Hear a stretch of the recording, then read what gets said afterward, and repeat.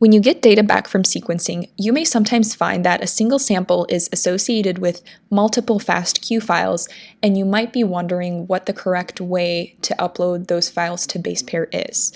And first of all, it's totally fine to have multiple files associated with a single sample. It just depends on how your sequencing service provider prefers to send over the sequence data.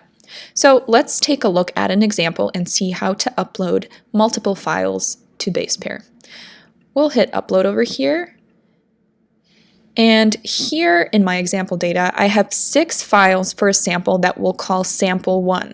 And all these files are subsets of a single sample. So I have 3 forward and 3 reverse read files, but they're all part of sample 1. And as a reminder, R1 indicates forward read files and R2 indicates reverse read files. All right, so let's go ahead and select all of these samples and select them for upload. Now, Basepair automatically sorted these files correctly because they follow a standard naming convention. However, you should always double check that the files have actually been sorted correctly, and if the sort is wrong, you can simply drag and drop the files to the appropriate section, like this. But of course, the sort was correct, so let's put it back to the correct section.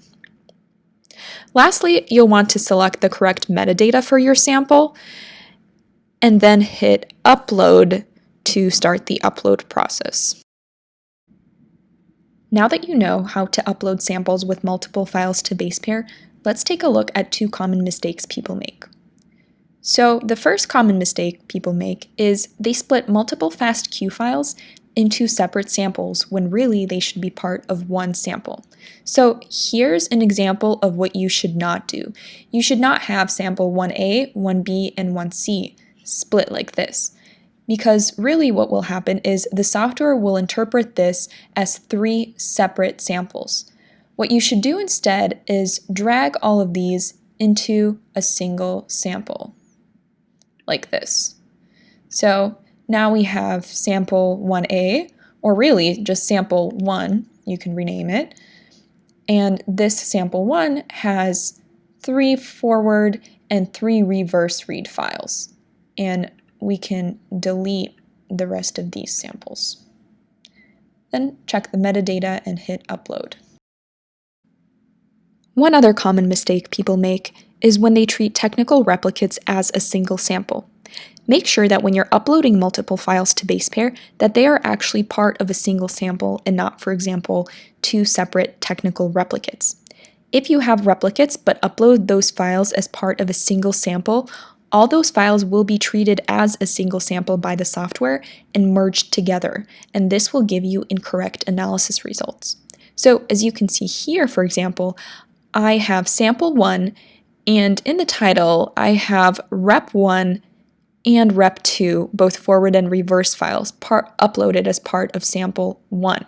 Really, these are 2 separate technical replicates, and I need to upload them separately. So what I can do is actually just copy the whole sample and delete rep 2 from the first sample and delete rep 1 from the second sample, and maybe I want to rename this sample 1 rep 1 because this is the first replicate, and I can rename this sample 1 rep 2 because this is the second replicate.